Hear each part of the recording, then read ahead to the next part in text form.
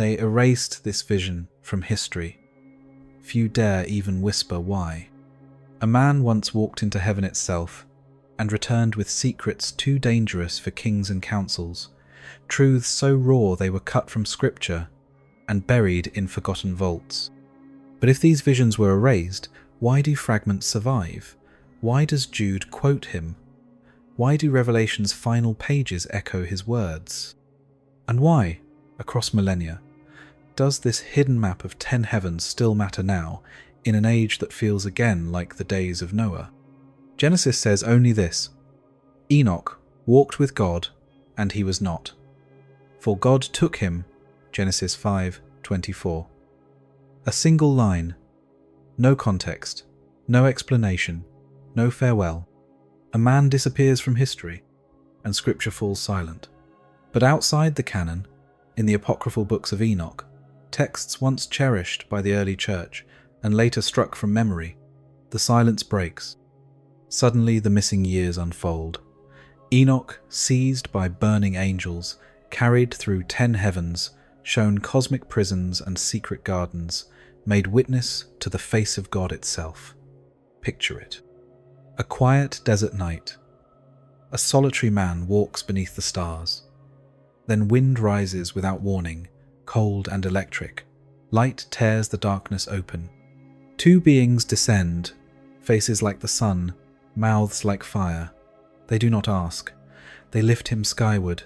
His family will search, but they will find no body, no grave, no sign. Only footprints in the sand, leading upward into nothing. And you, standing here centuries later hearing this story whispered again, must wonder, why did councils erase this vision? Was it mercy? Was it fear? And what does it mean for us, who may yet see the heavens open again? Because what Enoch saw is not merely past, it is prophecy. It begins where Eden was lost, and ends where Revelation promises Eden restored, and his journey, like a forbidden map, leads us step by step into realms we were never meant to see. But that first step begins here, with the sudden ascent and the first heaven, without warning. It happens. The air shifts. Two colossal figures descend, faces blazing like suns, eyes burning like lamps, mouths spilling fire with every breath. Their wings shimmer brighter than hammered gold, their hands gleam whiter than snow. These are not soft cherubs from medieval paintings, but beings of raw holiness, terrifying and radiant, like lightning trapped in human form. They seize him. There is no choice, no time for farewell. His feet leave the earth. The ground falls away. The wind whips his face as the horizon tilts, the world below shrinking to a circle of blue and green. The air thins. Every heartbeat hammers against the weight of holiness pressing into mortal lungs, and then the ascent slows. The veil parts. Before him opens the first heaven. He finds himself in a vault vast beyond imagining, carved not from stone but from cloud and crystal. Light filters in soft hues of silver and pale blue. Angels move silently here, neither singing nor speaking, their wings folded as they work. Massive gates open onto storehouses, chambers holding snow, hail and dew. Here lies the weather of the world, stored like grain, measured out in seasons by divine command. Job hinted at this mystery when God asked, "Have you entered the storehouses of snow, or seen the storehouses of hail?" Job 38:22. But Genesis never described this architecture. Why? Why does Scripture whisper of these vaults, but never paint the picture? Was it humility or deliberate erasure? Look closer. The angels stand sentinel, faces unreadable, as if aware of the forbidden nature of Enoch's presence. Their silence is thick, heavy, almost reverent. You can almost smell it. The sterile cold of untouched snow, the metallic tang of rain yet to fall. Here is creation in its purest form, hidden away from mortal eyes. Few have ever imagined such a place, and fewer still have dared ask why it remained hidden. Could later councils have feared that such knowledge, that even the snow is guarded by angels would unravel our sanitized view of heaven? Would it make the unseen too real, too threatening to the earthly powers who claim to mediate it? And just as quickly as he arrives, he is taken higher. The angels do not speak, yet their command is felt in the marrow. The vault falls away, clouds thinning into darkness. A tremor passes through Enoch, fear and awe braided together. From below, faint cries echo upward from deeper shadows, warnings of what lies beyond. The wind grows warm, almost oppressive, as the light shifts to shadow and the silence deepens. Ahead, the second heaven waits, a realm of prisoners and chains, of fallen angels held in darkness until judgment. This is only the beginning. If the first heaven hides the storehouses of creation, what do the others conceal? If Eden itself lies above the first sky, guarded and waiting, who is it waiting for? And why did Genesis fall silent just when the story began to grow dangerous? We are about to ascend higher, but each step will demand a question. What truths were stripped from the record, and why do they still echo? Yet, above this vault of snow and rain lay another sky, one where light and darkness collided, where chained rebels wept beneath the shadow of a hidden garden. The angels carry Enoch higher. The silence of the first vault dissolves into wind again, rushing past him with a low, unearthly hum. He expects more light, but instead a darkness yawns before him, a chasm stretching endless in every direction, stars swallowed by shadow. This is no paradise. This is judgment. The second heaven opens like a wound in the firmament, and within it hang shapes, suspended in gloom. Angels bound in chains of fire, their faces turned away in shame, their wings folded as if clipped. Their eyes, once flames, are now embers. They do not speak, they weep. And their weeping reverberates through the hollow corridors of this place, mingling with distant thunder. Enoch clutches at the angels who bear him, though he cannot tell if the tremor in his hands is fear or pity. Scripture whispers of this darkness, only in fragments. Angels who did not keep their proper domain, bound in everlasting chains under darkness for the judgment of the great day. Jude 6. But here, the chains are not metaphor. They are iron. They glow faintly as if heated from within, and each link hums with restrained rage. Imagine the smell. Sulphur and scorched metal, mingled with the faint sweetness of tears. Yes, even angels cry. The air is thick, heavy, like breathing ash. Have you wondered why Genesis spoke so little of this? Why it glossed over the sons of God and daughters of men in a handful of verses? Because here is the consequence. The Watchers, those who left their station, who descended to earth and took human women, who taught forbidden arts of metal and enchantment, hang in silence, awaiting a judgment they already know will never be overturned. Some strain against their bonds, sparks cascading into the dark. Others do not move at all. And somewhere in that silence is a question no one dares ask. If these beings could fall, could it happen again? But before despair can take root, the angels carry Enoch onward, and the darkness fractures into light. He rises out of shadow into brilliance, so pure it blinds him. The third heaven opens, paradise. Here, rivers shimmer like glass, flowing with milk and honey and wine. Trees rise higher than temple pillars, their leaves glittering with gold and emerald fire.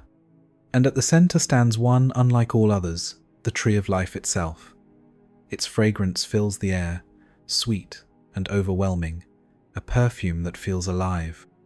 Its fruit glows faintly, pulsing as if with breath, each piece a promise of immortality. Revelation speaks of this tree returning in the New Jerusalem, its leaves for the healing of nations. Revelation 22:2. But Enoch sees it now, centuries before. Eden was not destroyed. It was moved. The angels lower him gently, and for a moment he cannot breathe for wonder. Here is the garden, humanity lost, not abandoned but hidden, guarded by flame and song. He hears voices now, faint and layered, choirs in tongues too ancient to name. Paradise is alive. Yet, as his eyes adjust to the brilliance, he notices something else, a faint sound rising from below, echoing up through the crystalline rivers. It is the weeping of the chained angels in the darkness he just left. Paradise and prison stacked one above the other, beauty above horror, grace above judgment. What does it mean that these two realms exist side by side? Is this how heaven itself remembers the fall, never letting holiness forget the cost of rebellion? You have to ask, why is this vision absent from Genesis? Why does Scripture give us only the faintest hint of Eden's relocation, never naming its guardians, never mentioning its fruit still ripening in exile? Did later scribes strip this knowledge because it raised questions too dangerous for doctrine? Or because it revealed that humanity's story, our exile, our redemption, was mapped in layers far deeper than most dared imagine? The councils at Laodicea and later Rome never mention these heavens, but their silence roars. They spoke of canon, of order, of protecting the faithful. Yet, here is paradise, hidden not by God, but by men who feared what would happen if we knew it was still within reach. Enoch walks among the trees, and the sweetness of the fruit mingles with the bitterness rising in his throat. He thinks of the ground below, the cries of the imprisoned rebels, and wonders if they too once beheld this tree before their fall. Could the longing for it have driven them mad, driven them down into forbidden unions and forbidden knowledge? The thought chills him more than the chains ever could. His heart trembles with awe, but also with a question he cannot voice. If Eden still stands, hidden but intact, who is it waiting for? The angels do not answer. They lift him again, wings beating in unison, and paradise falls away beneath him. The rivers recede to silver threads, the tree becomes a spark of gold against the vast black. Ahead, the fourth heaven waits, a realm where judgment deepens and secrets thicken, where the crimes of the watchers will be laid bare. And you who have followed this far, must ask yourself, why did no one tell us this? What else lies buried in the silence between verses, waiting to be uncovered? But above this bittersweet garden, beyond even the fragrance of immortal fruit, a deeper abyss awaited, a prison of ancient giants and angels who had defied the very throne of God. The ascent does not pause. Paradise, fragrant and luminous, fades into mist below, and Enoch feels the sweetness of its air replaced by something heavier, hotter, more suffocating. The angels bearing him do not speak.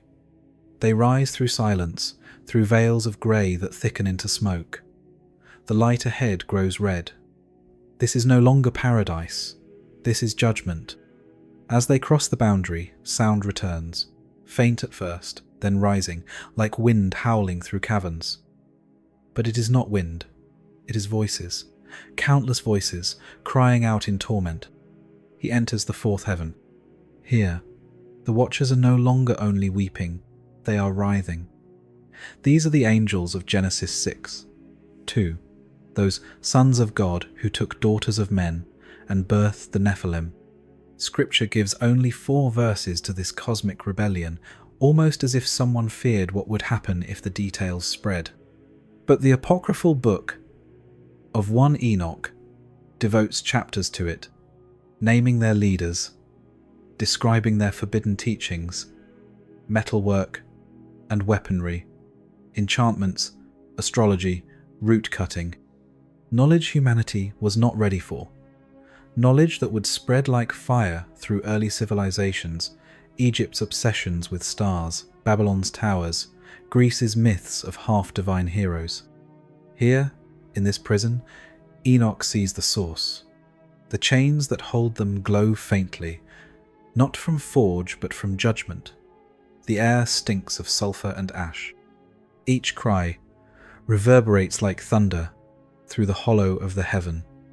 Imagine hearing angels beg for mercy, their once mighty voices cracked and raw, knowing none will be given. Jude 6 echoes this place. The angels who did not keep their proper domain, but abandoned their own dwelling, he has kept in everlasting chains under darkness for the judgment of the great day. Yet what Jude names in passing, 2 Enoch describes in detail. Angels, like great burning mountains, suspended, their faces covered in shame. Enoch sees them now. Some thrash against their bonds, sparks scattering into the dark abyss. Others hang limp, silent, their fire reduced to ember. And among them, towering shadows that are not angels but the remnants of their offspring, the Nephilim, whose spirits wander the earth as restless giants of old. Later, Jewish tradition calls them unclean spirits, the disembodied dead of forbidden unions. Here, their cries mingle with their fathers. The angels bearing Enoch do not flinch at the horror. Their faces are unreadable, lit only by the occasional flare of fire from below. But Enoch trembles. He is a man of flesh, standing amid beings older than the mountains, now condemned. He senses their rage, but also something worse, their grief. One chained figure turns its face toward him, eyes hollow, and whispers, not in words, but in thought. A rush of forbidden memory floods him, visions of antediluvian cities, of men taught to forge blades and summon spirits, of blood spilled until the earth itself cried out. He feels the weight of their sin and the pull of their knowledge. For an instant he understands why God sealed these heavens. Knowledge without obedience is corruption, and corruption spreads. The angels lift him higher, out of the smoke, into the fifth heaven, and here horror deepens. This is no longer a prison of chains, but of silence. 2 Enoch describes this place as a realm where angels, known as Grigori, the Watchers, stand in endless lamentation, neither fully condemned nor forgiven, suspended between verdict and void. They are vast, their bodies stretched like mountains, their wings drooping in exhaustion. No fire binds them, no chain holds them, only despair. Their eyes are fixed downward, eternally watching the ruins of the world they corrupted. Their weeping is soundless, but it vibrates through the very air, a silent roar pressing on the soul. And Enoch, trembling, weeping, without knowing why, realizes he is being shown more than punishment. He is being shown a warning, foreshadowing hums at the edges of his vision. Somewhere above, higher than this silence, higher than paradise, higher even than the archangels, is a throne, a face that no man has seen and lived. Moses saw only the back. Isaiah saw only the hem of his robe. Paul spoke only of a third heaven. But Enoch will see the face itself. And this prison, these chained rebels, are the prelude. The contrast is deliberate. Before holiness, horror. Before glory, terror. He must descend into depths to grasp the heights. He must see the cost of rebellion before beholding the reward of faith. The ascent resumes. Behind him, the cries fade, though their echo clings to his bones. Ahead, faint light breaks the gloom, brighter with every beat of the angel's wings. It is not warm like paradise, nor red like judgment. It is white, blinding, terrible, and somewhere within that light waits the answer to the question no one dares voice. If even angels can fall, what hope does man have when he stands before the face of God? Yet even this torment was not the summit, for beyond the chaos of rebellion rose a realm of fire and eyes, where order itself bowed before the throne. Out of the silence of the fifth heaven, the ascent surges again. The air shifts. The weight of despair left behind gives way to something sharper, brighter, not gentle like paradise, nor suffocating like the prisons below, but searing. Light, pure and merciless, surrounds Enoch as the angels bear him upward. His skin tingles as if pierced by invisible needles. Every breath feels like fire entering his lungs. He shields his face but the light penetrates even closed eyelids. This is the sixth heaven. Here, order reigns. 2 Enoch describes this realm as the domain of angelic governors, those who oversee cosmic law, the courses of the sun and moon, the fixed paths of stars, the appointed times of seasons and jubilees. Genesis 1 hints at their purpose, the greater light to govern the day and the lesser light to govern the night, but never names those who enforce it. Here, Enoch sees them. Towering beings radiant as molten bronze, eyes innumerable and unblinking. Each eye turns in perfect unison, tracking stars across the firmament. Their wings hum like wind through pine forests, constant and steady. They do not weep like the watchers. They do not rejoice like the choirs of paradise. They observe, they record. Every motion in heaven and on earth is marked in their ledgers, each star's flicker noted, each grain of time counted. Their silence is not despair, but discipline, a silence that terrifies more than screams ever could. Enoch trembles. The memory of the chained rebels below burns in him still, their chaotic cries echoing faintly in contrast to this calm. The horror of rebellion is magnified here, where obedience is total, absolute. Could these watchers of order ever fall, as the others did? Or is their vigilance born of fear, knowing what became of those who transgressed? The text of 2 Enoch, chapter 19, says these angels never sleep but stand always before the Lord's throne, glorifying him without ceasing. The thought chills Enoch. Endless worship, endless eyes, endless fire. Higher still. The light grows unbearable. The hum of wings deepens into a roar, yet not chaotic, perfectly harmonized, vibrating in Enoch's bones. He crosses into the seventh heaven. Here the archangels dwell, Michael, Gabriel, Raphael, Uriel, names known from canonical texts, Daniel 10, Luke 1, Tobit 12, yet described here in apocryphal fire. They are vast beyond comprehension, each form a flame, wings unfurled in concentric rings of eyes. Isaiah 6 echoes faintly here, the seraphim crying, "Holy, holy, holy is the Lord of hosts. The whole earth is full of his glory," their voices shaking thresholds. Yet what Isaiah saw was but the hem of the robe. Enoch beholds the court itself. Thrones of living fire encircle him, wheels within wheels like those Ezekiel described, Ezekiel 1. Their rims full of eyes all around. The motif repeats, eyes upon eyes, seeing without blinking, knowing without mercy. The silence between their chants is as deafening as the chants themselves. Every pause is heavy, expectant, like a held breath before judgment. Enoch cannot speak. His thoughts dissolve into raw awe and terror. He feels exposed, every secret, every fleeting doubt laid bare under countless watching eyes. Here is the contrast to the chaos of the Watcher's rebellion. Perfect order, perfect obedience, perfect terror. The same fire that condemned the fallen now sanctifies the faithful. It burns either way. Yet amid the terror, something else stirs. Wonder.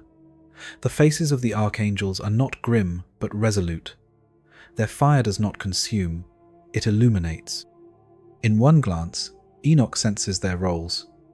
Michael, defender of God's people, Daniel 12, 1. Gabriel, herald of divine messages, Luke 1:26.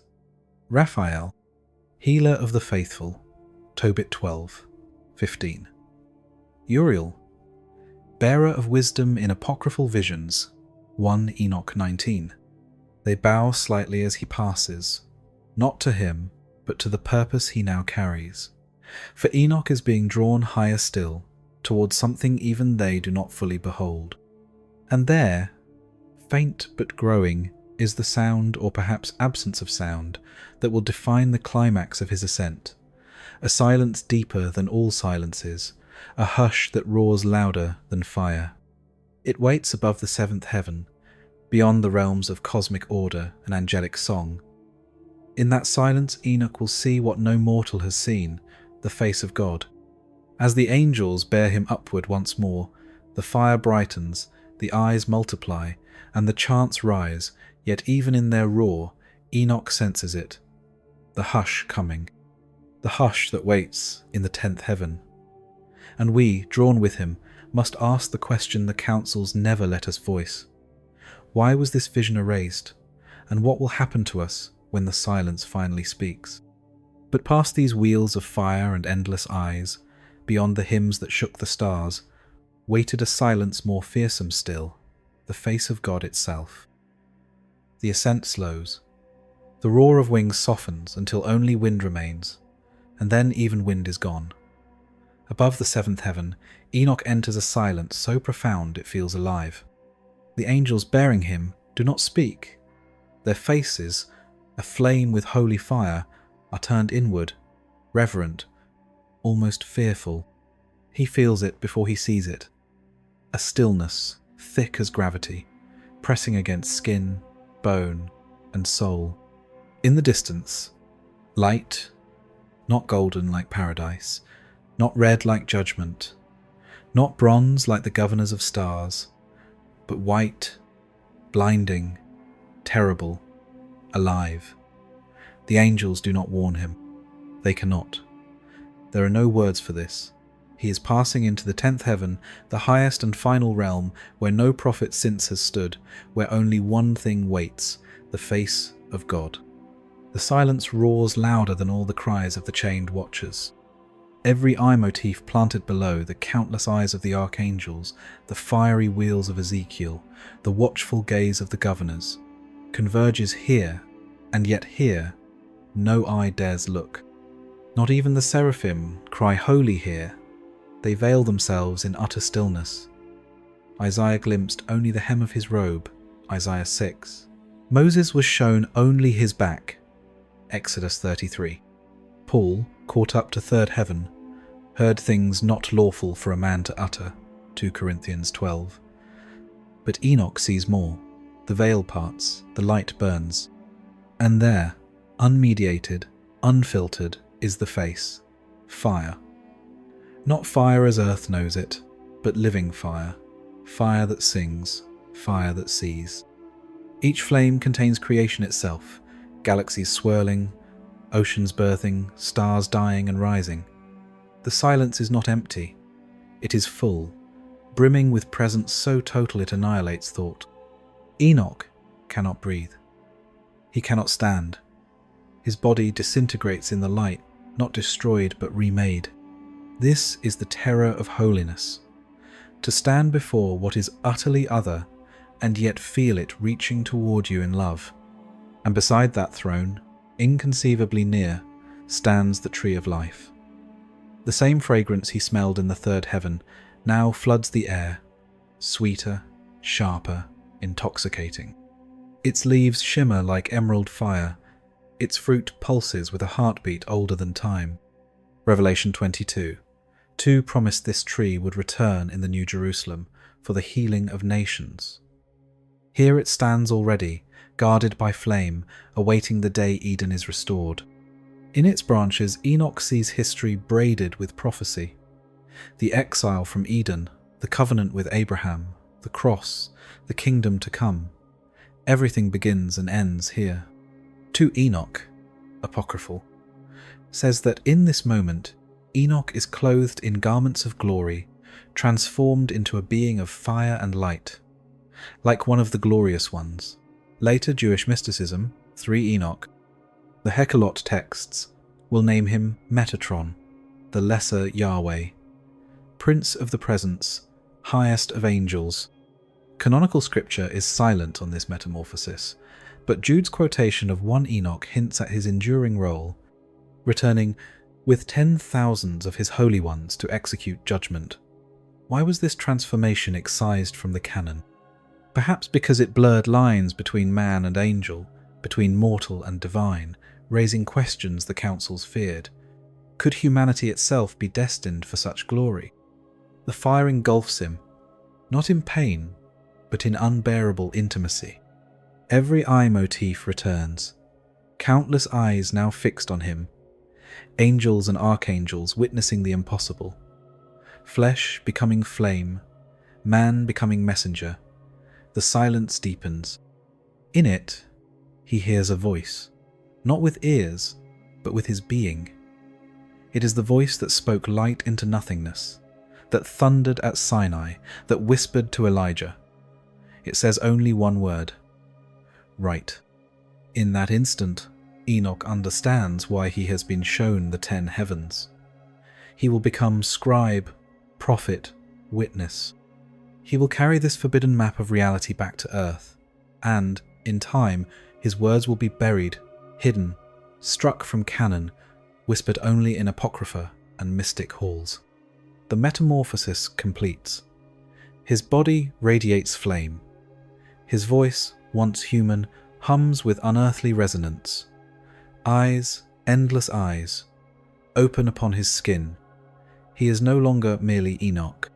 In later Jewish tradition, he will be called Metatron, explicitly apocryphal, seated beside the throne as the lesser Yahweh, mediator of mysteries too dangerous for mankind. But for now, he kneels. Before the face, before the tree, before the silence that still roars. And in that stillness, a question burns into him and into us. Why was this vision erased? Was it mercy or fear? And when Eden opens again, when the tree stands once more among men, will we recognize it or recoil from the fire? The angels lift him gently. The light recedes, but the silence clings. As he descends, he carries with him the fragrance of the tree, the memory of fire, the gaze of countless eyes. The ascent is complete. But revelation is only beginning. What he saw will echo through prophets, through Revelation's visions, through whispered legends of forbidden books. And here we stand, centuries later, daring to uncover it, asking why the council struck it out, and what else lies sealed in the archives of heaven. Yet this vision, too holy to bear, would not descend unchanged, for when it returned to earth it would be buried, silenced, erased from memory. The fire recedes. The fragrance of the tree lingers faintly, mingling with the cold air of descent. Enoch is silent, not because he lacks words, but because words cannot survive what he has seen. No prophet after him will speak so plainly. Moses will glimpse only God's back. Isaiah will tremble before the hem of his robe. Paul will veil his vision in riddles, calling it unspeakable. And John, centuries later, will echo fragments of Enoch's ascent in Revelation, the 10,000s of angels, the rivers of fire, the tree of life, but will never name him. It is as if a curtain falls after Enoch, drawn deliberately. The question is why. History gives us clues. In the centuries after Christ, Enoch's writings, 1 Enoch, 2 Enoch, 3 Enoch, circulated widely among Jews and early Christians. The Epistle of Jude quotes Enoch directly, Jude 14:15, calling him a prophet. The book of Hebrews commends his faith, Hebrews 11:5. The Dead Sea Scrolls at Qumran preserved entire sections of 1 Enoch, treating them as scripture. Early fathers like Tertullian and Justin Martyr read Enoch as authoritative.